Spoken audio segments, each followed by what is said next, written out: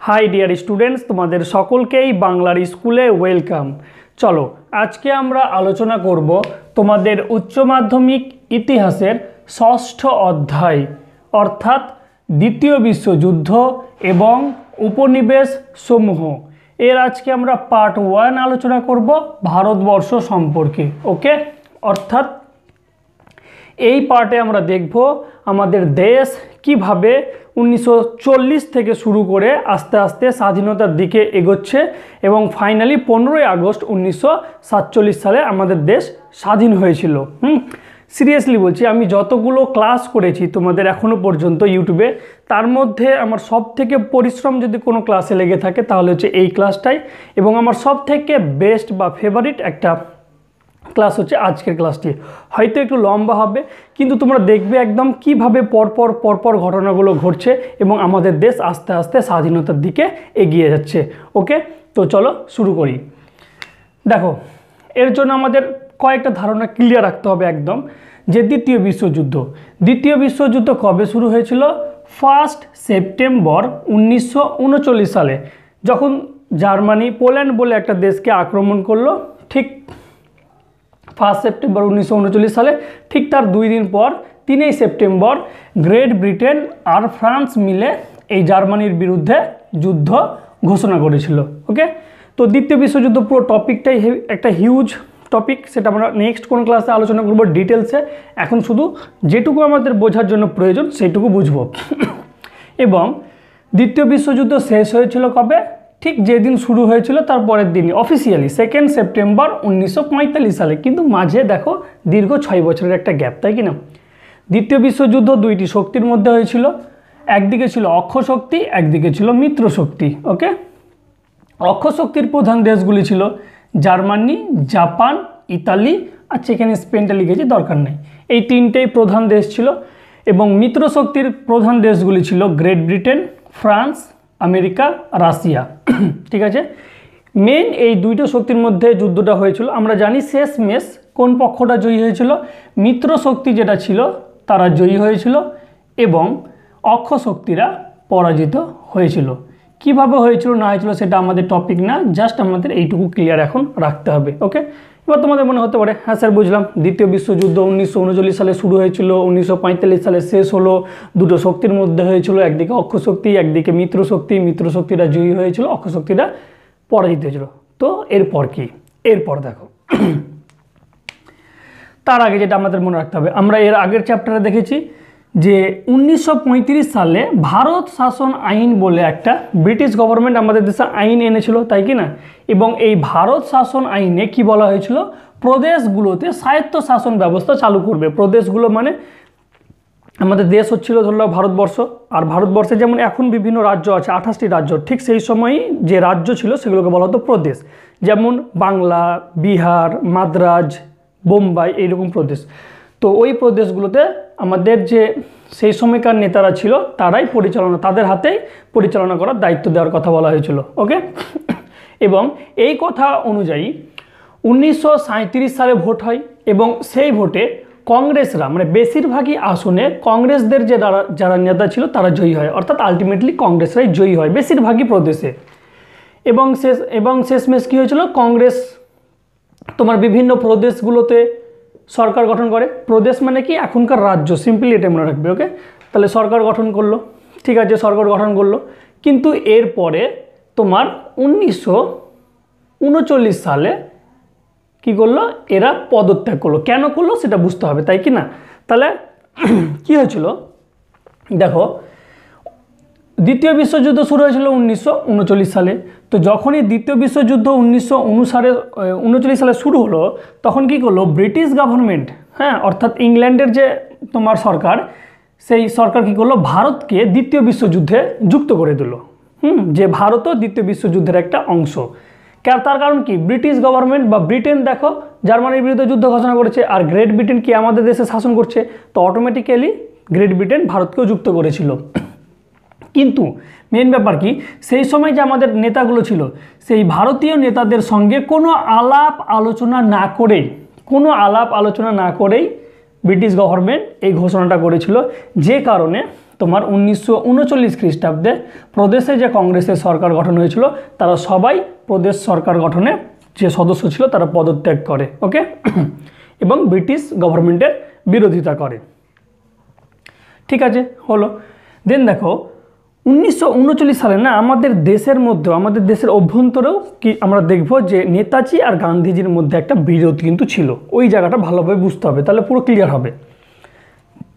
1939 সালে কংগ্রেসের ত্রিপুরী অধিবেশনে, মানে কংগ্রেস এখন যে বর্তমান কংগ্রেস দলটা আছে, আমরা তো জানি এই কংগ্রেস দলটা 1885 সালে সৃষ্টি হয়েছিল এবং প্রতি বছর 1 বছর পর পর তারা অধিবেশন ডাকত ভারতের বিভিন্ন জায়গায়, এবং যে জায়গায় অধিবেশনটা হতো তার নাম অনুসারে দেওয়া হতো। যেমন এটা ত্রিপুরী অধিবেশন, অর্থাৎ ত্রিপুরা হয়েছিল, হ্যাঁ। তো এই অধিবেশনে কী হয়েছিল, নেতাজি সভাপতি নির্বাচিত হয়েছিল। কাকে হারিয়েছিল নেতাজি? নেতাজি হারিয়েছিল পাট্টাভি সীতারামাইয়াকে। পাট্টাভি সীতারামাইয়া কে ছিল? পাট্টাভি সীতারামাইয়া ছিল গান্ধীজির একজন আদর্শ, মানে গান্ধীজি এই পাট্টাভি সীতারামাইয়াকে নেতাজির বিরুদ্ধে সভাপতি পদে দান করিয়েছিল এবং পাট্টাভি সীতারামাইয়া পরাজিত হয়েছিল। এবং গান্ধীজি এটাও বলেছিল যে পাট্টাভি সীতারামাইয়ার পরাজয় মানে আমারই পরাজয়, ওকে। তাহলে নেতাজি সভাপতি ঘোষণা হলো, কিন্তু 29শে এপ্রিল নেতাজি সভাপতি ত্যাগ করলো। তার কারণ কংগ্রেসের সঙ্গে, বিশেষ করে কংগ্রেসের যে বিভিন্ন নেতা আছে, গান্ধীজি কিন্তু কংগ্রেসের ডিরেক্ট মেম্বার না হলেও কংগ্রেসের বাকি সমস্ত নেতা গান্ধীজির কথা শুনতো। আর নেতাজির সঙ্গে গান্ধীজির একটা কী বলতো বিরোধ ছিল, হ্যাঁ, একটা ঠান্ডা লড়াই ছিল। যখন নেতাজি কংগ্রেসের বাকি নেতাদের সঙ্গে আলাপ আলোচনায় একমত হতে পারলো না, তখন নেতাজি কী করেছিল, নিজে থেকে সভাপতি পদ ত্যাগ করেছিল 29শে এপ্রিল। দিয়ে তিনি 3 মে ফরওয়ার্ড ব্লক দল গঠন করে। কবে? 1939 সালে। কে গঠন করেছিল? নেতাজি। 3 মে ফরওয়ার্ড ব্লক দল গঠন করলো। এরপরে 11ই আগস্ট কংগ্রেসের সঙ্গে পুরো সম্পর্কে ছিন্ন করলো। নেতাজি 11ই আগস্ট কংগ্রেসের সঙ্গে পুরো সম্পর্ক ছিন্ন করে দিল। এবং দেখো সেই সময়, দেখো ভালো করে বোঝো, এটা তো 1939 সালের ঘটনা, তাই কি না? এরপরে 1940 সালে নেতাজির নেতৃত্বে সারা ভারতে আপোষ বিরোধী সম্মেলন ডাক দিয়েছিল, হ্যাঁ। 1940 সালে নেতাজির নেতৃত্বে একটা সম্মেলনের ডাক দেওয়া হয়। সেই সম্মেলনটা ছিল তোমার আপোষ বিরোধী সম্মেলন। আপোষ বিরোধী সম্মেলন মানে কি? দ্বিতীয় বিশ্বযুদ্ধে কোনো ভারতীয় ব্রিটিশ গভর্নমেন্টকে সাহায্য ও যোগদান যেন না করে, সেই জন্য এই সম্মেলন ডাকা হয়েছিল। এবং এই সম্মেলনে নেতাজি 6 থেকে 13 এপ্রিল ঘোষণা করেছিল যে আইন অমান্য আন্দোলনের ডাক দিবে পুরো ভারত জুড়ে। অর্থাৎ ভারত সরকারকে, তখন ভারত সরকার কে ছিল? British government. ব্রিটিশ গভর্নমেন্টকে কোনো ভারতীয় সাহায্য করবে না, সেটাই ছিল আইন অমান্য আন্দোলনের ডাক। তাহলে দিয়েছিল কে? দিয়েছিল নেতাজি দিয়েছিল। কবে দিয়েছিল? 1940 সালে, ওকে। এবং এর জন্য মানে অফিসিয়ালি এর জন্য নেতাজি কী করেছিল? গান্ধীজিকে একটা চিঠিও লিখেছিল, হ্যাঁ। কিন্তু নেতাজির এই ডাকে গান্ধীজি বলো এবং সেই সময়ের কংগ্রেসের আরও মানে নেতা একটা শক্তিশালী, সেটা হচ্ছে নেহরু, দুজনেই কিন্তু নেতাজির মতের সঙ্গে এদের মিল হয়নি। নেতাজির মতের সঙ্গে মিল হয়নি, তার মানে আমরা এদেরকেও ভুল বলতে পারবো না। তার কারণ কি বলতো, নেতাজি চেয়েছিল যে দ্বিতীয় বিশ্বযুদ্ধে তোমার গ্রেট ব্রিটেন, ফ্রান্স এরা কিন্তু না জার্মানির সঙ্গে প্রথম দিকে, হ্যাঁ, যদি আমরা দেখি যুদ্ধটা শুরু হয়েছিল 1939, তারপরে 40, 41, এমনকি 42 সাল পর্যন্ত জার্মানি কিন্তু বিশালভাবে আক্রমণ করছে গ্রেট ব্রিটেন আর ফ্রান্সকে। ফ্রান্স বিশেষ করে একদম পরাজিত হয়ে যাচ্ছে, এরকম ব্যাপার। গ্রেট ব্রিটেন কোনো রকমের লড়াই চালিয়ে যাচ্ছে। ঠিক সেই সময় কী চেয়েছিল যে নেতাজি গ্রেট ব্রিটেনকে, ভারতেও গ্রেট ব্রিটেনের সঙ্গে লড়াই করবে, দিয়ে তোমার স্বাধীনতা ছিনিয়ে নেবে।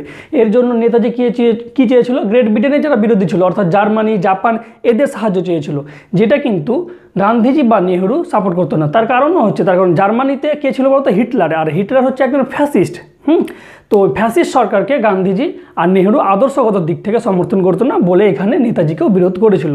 তার মানে আমরা যখনই আমাদের জাতীয়তাবাদী নেতাগুলো সম্পর্কে পড়বো, নেতাজি বলো, গান্ধীজি বলো, নেহরু, তাদের প্রত্যেকের চিন্তা ভাবনা খুবই সুন্দর এবং ইন্ডিপেন্ডেন্টলি খুবই ভালো, কিন্তু আমরা কাউকে দোষারোপ করতে পারবো না যে এর জন্য এটা হয়েছে, এর জন্য এটা হয়েছে। যখন তোমরা হায়ার স্টাডি করবে, তোমাদের কনসেপ্ট হেভি ক্লিয়ার হবে, তখন তোমরা এই জিনিসটা ফিল করতে পারবে। যাই হোক, অর্থাৎ নেতাজির কথা গান্ধীজি আর নেহরু শুনলো না, ঠিক আছে। এবার কি হলো, সেই 1940 সালে, তাহলে দেখছে ব্রিটিশ ভারতের মধ্যে সব থেকে কে ফাইট দিচ্ছে ব্রিটিশকে? নেতাজি, তাই কি না? ওই কারণে 1940 সালে ব্রিটিশ সরকার একটা আইন নিয়ে এলো ভারতে। কি আইন নিয়ে এসেছিল? ভারত রক্ষা আইন। আর এই আইনের নাম নিয়ে 2 জুলাই 1940 সালে 2 জুলাই নেতাজিকে গ্রেপ্তার করলো। কে গ্রেপ্তার করলো? ব্রিটিশ সরকার। এরপরে 17 জানুয়ারি 1941 সালে নেতাজি ভারত ত্যাগ করেছিল। ওকে, এটা কিন্তু মনে রাখবে। তাহলে 2 জুলাই 1940 সালে নেতাজি গ্রেপ্তার হয়েছিল, গ্রেপ্তার হয়ে এক জায়গায় বন্দী ছিল এবং সেখান থেকে তিনি 17 জানুয়ারি 1941 সালে ভারত ত্যাগ করেছিল। হ্যাঁ, কীভাবে পালিয়ে গিয়েছিল ভারত থেকে এবং সেখান থেকে পালিয়ে গিয়ে কীভাবে আমাদের যে ইন্ডিয়ান ন্যাশনাল আর্মি ছিল সেখানে জয়েন করেছিল, পরবর্তীকালে আবার ফিরে এসেছিল, সেই পুরো হিস্ট্রি, নেতাজির পুরো হিস্ট্রি বাকি পার্টে আমরা কভার করব। নেতাজিকে নিয়ে একটা পুরো আমাদের পার্ট তৈরি করবো এই চ্যাপ্টারে। ওকে, এখন নেতাজির গল্প এখান থেকে আমরা স্টপ রাখলাম। নেতাজি মানে কি? আমাদের নেতাজি সুভাষচন্দ্র বোস, তাই কি না? এখান থেকে নেতাজি সুভাষচন্দ্র বোস গল্পের আমরা ইতি টানলাম। ঠিক আছে, নেক্সট দেখো, খুবই ইম্পর্টেন্ট। তাহলে দেখো গল্প দেখো, 1940 সালে 2 জুলাই নেতাজিকে গ্রেপ্তার করলো। ঠিক সেই বছরই 1940 সালে 8 আগস্ট কি এলো? আগস্ট প্রস্তাব নিয়ে এলো। কে আগস্ট প্রস্তাবটা নিয়ে এসেছিল? লিন লিথগো। হ্যাঁ স্যার, লিন লিথগো কে ছিলেন, তাই কি না? লিন লিথগো ছিল সেই সময় ভারতের ভাইসরয়। আমরা তো দেখেছিলাম 1800 আমাদের এই যে 1858 খ্রিস্টাব্দে যে ভারত শাসন আইন এসেছিল সেখানে একটা পদ তৈরি করা হয়েছিল ভাইসরয়, তাই কি না? বা গভর্নর জেনারেল অফ ইন্ডিয়া, সেটার নাম পরিবর্তন করে ভাইসরয়। তাহলে এটা তোমাদের পরীক্ষায় দেয় যে দ্বিতীয় বিশ্বযুদ্ধ যখন হয় তখন ভারতের ভাইসরয় কে ছিল? লিন লিথগো। ওকে, এবং দ্বিতীয় বিশ্বযুদ্ধের সময় অর্থাৎ এই সময় ভারত সচিব ছিলেন আমেরি। ভারত সচিব কে ছিলেন? আমেরি। আর ব্রিটিশ প্রধানমন্ত্রী ছিলেন উইনস্টন চার্চিল, অর্থাৎ ইংল্যান্ডের প্রধানমন্ত্রী ছিল চার্চিল। এই তিনটে নাম তোমাদের মনে রাখতে হবে। তাহলে যেখানে আসি লিন লিথগো প্রস্তাব। লিন লিথগো প্রস্তাবে কি বলা হলো? লিন লিথগো প্রস্তাবে বলা হলো যে ভারতীয়দের জন্য যুদ্ধের শেষে একটা গণপরিষদ গঠন করা হবে এবং ভারতীয়দেরকে স্বায়ত্ত শাসনের মর্যাদা দেওয়া হবে। ওকে, কেন লিন লিথগো প্রস্তাবটা নিয়ে এসেছিল বলো তো? লিন লিথগো প্রস্তাবটা নিয়ে এসেছিল দ্বিতীয় বিশ্বযুদ্ধে যেন ভারতীয়রা বেশি বেশি অংশগ্রহণ করে, সেই কারণে এই প্রস্তাবটা নিয়ে এসেছিল ভারতীয়দেরকে খুশি করার জন্য। গণপরিষদ গঠন মানে কি বলো তো? আমাদের সংবিধান রচনার কথা বলা হয়েছে। এবার সংবিধান রচনা করতে গেলে একটা কমিটি প্রয়োজন, সেটাই বলছে গণপরিষদ। ওকে, আর সাহিত্য শাসন মর্যাদা মানে তোমার আমাদের যে দেশ আছে সেই দেশটাকে আমাদের দেশের নেতারাই পরিচালনা করবে, কিন্তু মেন ক্ষমতাটা কাদের হাতে রাখবে? ব্রিটিশ গভর্নমেন্ট তার নিজের হাতেই রাখবে, এই কথাটা বলা হয়েছিল। ঠিক আছে, তাহলে 8 আগস্ট এই প্রস্তাবটা নিয়ে এলো, কিন্তু 21 আগস্ট 1940 সালে কংগ্রেসের অর্ধ সম্মেলন হলো। ঠিক আছে, এবং এই সম্মেলনে এই যে প্রস্তাবটা দিল ব্রিটিশ সরকার, এই প্রস্তাবটা প্রত্যাখ্যান করলো কংগ্রেস। হ্যাঁ, তার কারণ কংগ্রেসের দাবি ছিল, এরা মেনলি কী বলেছিল যে দাবি ছিল যুদ্ধের পর, কংগ্রেসের দাবি ছিল যুদ্ধের পরে এই সভা সংবিধান রচনা করবে। অর্থাৎ এই যে অর্ধাতে যে সম্মেলনের যেটা হলো সেখানকার যে মেম্বার, এই মেম্বারগুলো মিলেই সংবিধান রচনা করবে এবং কেন্দ্রে আপাতত দায়িত্বশীল সরকার যেন গঠন হয় এবং দায়িত্বশীল গঠনের মধ্যে হেড কী হবে? ভারতীয়রাই হেড হবে। তাহলে এটাকে এই যে যুদ্ধের পরে দেব এরকম না, কংগ্রেস বলে যুদ্ধের পরে না, এখনই যুদ্ধ চলাকালীন এখনই দাও, এই সভা যেন সংবিধান রচনা করতে পারে এই কথাটা তোমরা দাও লিখিতভাবে, এবং কেন্দ্রে আপাতত যেন দায়িত্বশীল সরকার গঠন হয় যেটার হেড হবে কোনো একটা ভারতীয়। ওকে, অর্থাৎ ভারতীয়রাই এই সরকারের হেড হবে। ঠিক আছে, এছাড়া এই আগস্ট প্রস্তাবকে মুসলিম লীগ, হ্যাঁ কংগ্রেস ছাড়া আরেকটা পার্টি ছিল সে সময় মুসলিম লীগও এই প্রস্তাব প্রত্যাখ্যান করেন। কেন প্রত্যাখ্যান করেছিল? তার কারণ মুসলিম লীগের প্রধান তখন দাবি ছিল ভারতকে ভেঙে 2 ভাগ করবে, একটা পাকিস্তান একটা ভারত, তাই কি না? অর্থাৎ পৃথক রাষ্ট্র পাকিস্তানের কথা বলা হয়নি আগস্ট প্রস্তাব বা লিন লিথগো প্রস্তাবে, যেহেতু পৃথকভাবে পাকিস্তানের কথা বলা হয়নি ওই কারণে মুসলিম লীগও তোমার কী করেছিল? এই প্রস্তাবকে প্রত্যাখ্যান করেছিল। আর এদিকে কংগ্রেসও প্রত্যাখ্যান করলো, কিন্তু দুইটো দলেরই প্রত্যাখ্যানের কারণ কি আলাদা। কংগ্রেস কেন প্রত্যাখ্যান করলো? কংগ্রেস বলল যুদ্ধের পরে নয়, আমরা এখনই কি চাই? সংবিধান রচনা করার ক্ষমতা চাই, আর এখনই আমাদের কেন্দ্রে একটা দায়িত্বশীল সরকার চাই। আর মুসলিম লীগ কী চাইলো? মুসলিম লীগ চাইলো পৃথক একটা পাকিস্তান রাষ্ট্র চাই। ওকে, অর্থাৎ দেখছো কংগ্রেস আর মুসলিম লীগের মধ্যে একটা কি দ্বন্দ্ব। তো এরকমভাবে আমরা দেখবো, হ্যাঁ আরও ডিটেলসে অন্যান্য ক্লাসগুলোতে। আশা করি তোমরা এখন এইটুকু পর্যন্ত বুঝতে পেরেছো। ঠিক আছে, নেক্সট দেখো, নেক্সট কি দেখব যে 1941 সালের দিকে জার্মানির আক্রমণ, অর্থাৎ তোমাদের বললাম 1941 সালের দিকে যখন ফ্রান্স প্রায় যুদ্ধে হেরে যাচ্ছে এরকম পরিস্থিতি এবং গ্রেট ব্রিটেনেরও অবস্থা খারাপ, তখন ব্রিটিশ গভর্নমেন্ট অর্থাৎ ব্রিটিশ সরকার ভারতের জনবল আর অর্থ সম্পদ ভীষণভাবে প্রয়োজন হয়। মানে ব্রিটিশ সরকারের ভারতের যে জনবল আর অর্থ সম্পদ ভীষণভাবে প্রয়োজন হয়। এই কারণে ব্রিটিশ সরকার 23 মার্চ 1942 সালে ব্রিটিশ মন্ত্রী এবং একজন বিশেষজ্ঞ আইনজ্ঞ, খুব ফেমাস আইনজ্ঞ ছিল, স্যার স্ট্যাফোর্ড ক্রিপসকে ভারতে পাঠিয়েছিল। কেন ভারতে পাঠিয়েছিল এই মন্ত্রীটাকে? তার কারণ ভারতীয়দেরকে খুশি করার জন্য, যেন ভারতীয়রা খুশি হয় এমন একটা প্রস্তাব নিয়ে আসতে, এবং সেই খুশিতে যেন ভারতীয়রা দ্বিতীয় বিশ্বযুদ্ধে ইংল্যান্ডের হয়ে লড়াই করে বেশি বেশি করে। ওকে, তো এই স্ট্যাফোর্ড ক্রিপস কি বলল? সেম একই কথা, যুদ্ধের পর সংবিধান সভা গঠন করা হবে একটা, সেই সংবিধান সভা কী তৈরি করবে? ভারতের সংবিধান রচনা করবে এবং ভারতকে একটা ডমিনিয়ন স্ট্যাটাস দেওয়া হবে। ডমিনিয়ন স্ট্যাটাস মানে সাহিত্য শাসন ব্যবস্থা, অর্থাৎ ভারতকে পুরোপুরি স্বাধীনতা দেওয়া হবে না, কিন্তু ভারতকে মানে পরিচালনা করার ক্ষমতা দেওয়া হবে। একদম মেন কন্ট্রোলটা কিন্তু থাকবে কার হাতে? ব্রিটিশদের হাতে। অর্থাৎ মেন যে দপ্তর সেগুলো ব্রিটিশরা নিয়ন্ত্রণ করবে আর কিছু দপ্তর ভারতীয়দেরকে ট্রান্সফার করবে। ওকে, তার মানে বুঝতে পারছো, তাহলে আমাদের কংগ্রেস নেতা নিশ্চয়ই এগুলো মানবে না। অর্থাৎ কংগ্রেস এই কারণে এই ক্রিপস প্রস্তাবকেও কী করেছিল? প্রত্যাখ্যান করেছিল। তার কারণ কি? কংগ্রেসের একটাই উদ্দেশ্য ছিল, পূর্ণ স্বাধীনতা চাই আমাদের। 2 নাম্বার, প্রদেশগুলিকে বিচ্ছিন্ন হওয়ার অধিকার। এই ক্রিপস মিশনে আরেকটা কথা বলা হয়েছিল যে যদি কোনো প্রদেশ বা রাজ্য ভারতের মধ্যে যুক্ত হতে না চায়, কিংবা তারা যদি আলাদা সংবিধান রচনা করতে চায়, তাহলে তাদের সেই ক্ষমতাও দেওয়া হয়েছিল। কিন্তু কংগ্রেস এরকম চায়নি। কংগ্রেস চেয়েছিল কি সমস্ত প্রদেশ নিয়েই একটা ভারতবর্ষ তোমার দেশ গঠন করতে, তাই কি না? তাহলে যেহেতু প্রদেশগুলিকে বিচ্ছিন্ন হওয়ার অধিকার দেওয়া হয়েছিল, এই কারণে কংগ্রেস কিন্তু এই স্ট্যাফোর্ড ক্রিপসের প্রস্তাবটাকে প্রত্যাখ্যান করেছিল। এছাড়া এই প্রস্তাবকে মুসলিম লীগও প্রত্যাখ্যান করেছিল। একই ব্যাপার, মুসলিম লীগ কেন প্রত্যাখ্যান করবে? কারণ এই প্রস্তাবেও মুসলিম লীগের যে প্রধান দাবি পাকিস্তান আলাদাভাবে তৈরি হবে, এখানে একদম খোলাখুলিভাবে বলা হয়নি। এছাড়া শিখ হিন্দু মহাসভা এরাও প্রত্যাখ্যান করেছিল, তার কারণ কোথাও না কোথাও ভারত ভাগের একটা কথা চলে আসছে এই কারণে। নেক্সট দেখো, এই তাহলে 1941 সালে এই ঘটনা হলো, একটু আমার এখানে মিস্টেক হয়েছে বলে এই করলাম, যাই হোক। নেক্সট, তাহলে 1941 সালে আলটিমেটলি জার্মানির আক্রমণের চাপে ব্রিটিশ গভর্নমেন্ট চেয়েছিল ভারতীয়দেরকে কাছে টানার জন্য, এই জন্য একজনকে পাঠাচ্ছিল, একজন মন্ত্রীকে পাঠাচ্ছিল। সেই মন্ত্রীর নাম কী ছিল? স্যার স্ট্যাফোর্ড ক্রিপস, তাই কি না? কিন্তু ক্রিপসের প্রস্তাবও কী হলো? কংগ্রেস প্রত্যাখ্যান করলো।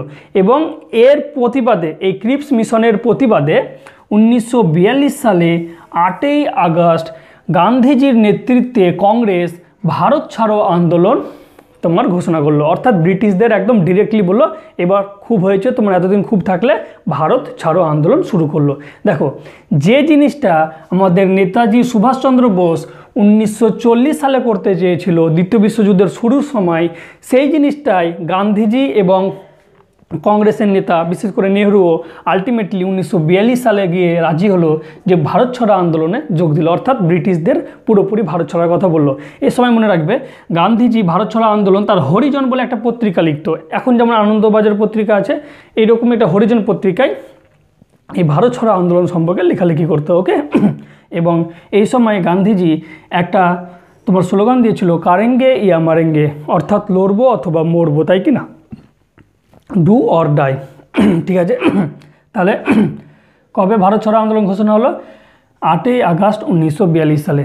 যেদিন ঘোষণা করলো ঠিক তার পরের দিন 9ই আগস্ট 1942 সালে কংগ্রেসের সকল নেতাকে, গান্ধীজি সহ কংগ্রেসের সকল নেতাকে গ্রেপ্তার করলো। কিন্তু সকল নেতা গ্রেপ্তার হলেও বিভিন্ন জায়গায় কিন্তু দ্বিতীয় শ্রেণীর যে কংগ্রেস নেতাগুলো ছিল তারা লড়াইটাকে বা আন্দোলনটাকে চালিয়ে নিয়ে গেছিলো। এবং কংগ্রেস নেতারা আগে থেকেই জানতো আমরা যদি এইরকম আন্দোলন শুরু করি তাহলে আমাদের গ্রেপ্তার হবে। এর কারণে দেখবো বেশিরভাগই মানে আমাদের ভারত ছাড়ো আন্দোলন বাংলায় বেশ শক্তিশালী ছিল। তো মেদিনীপুরের তমলুকে নেতৃত্ব দিয়েছিল মাতঙ্গিনী হাজরা।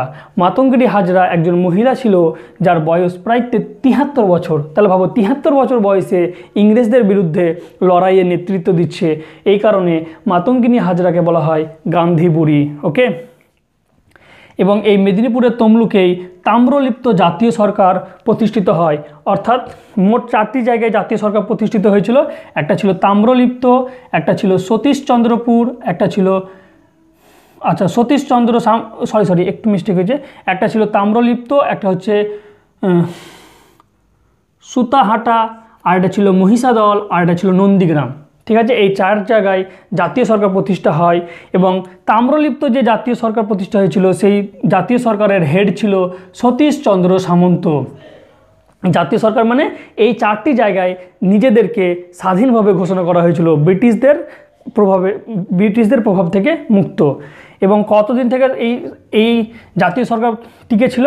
দেখো, এরা 17 ডিসেম্বর 1942 সালে জাতীয় সরকার ঘোষণা করে এবং 8 আগস্ট 1944 সাল পর্যন্ত টিকে ছিল।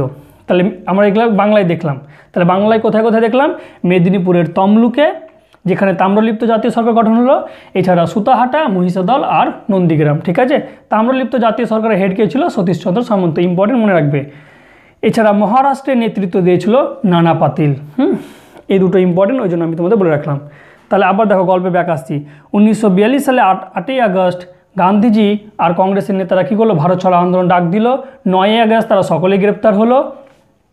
তারপরে 5 মে 1944 খ্রিস্টাব্দে গান্ধীজিকে মুক্তি করলো, জেল থেকে মুক্তি করলো। ঠিক আছে, গান্ধীজি জেল থেকে মুক্তি হওয়ার পর কোয়েট ইন্ডিয়া মুভমেন্ট মানে ভারত ছাড়ো আন্দোলনেরই ইংরেজি নাম, এই আন্দোলনকে অবলুপ্ত করলো। অর্থাৎ ভারত ছাড়ো আন্দোলন আর চালিয়ে নিয়ে যাবে না, সেটার ঘোষণা করলো। যাই হোক, এরপরে কি আসছে? এরপরে 1945 সালে ওয়াভেল প্ল্যান এলো। ওয়াভেলটা কি? ওয়াভেল ছিল তারপরে লিন লিথগোর পরের ভাইসরয়। লিন লিথগো চলে গেল, এরপরে ভাইসরয় ছিল ওয়াভেল। ওয়াভেল তোমার কি করেছিল?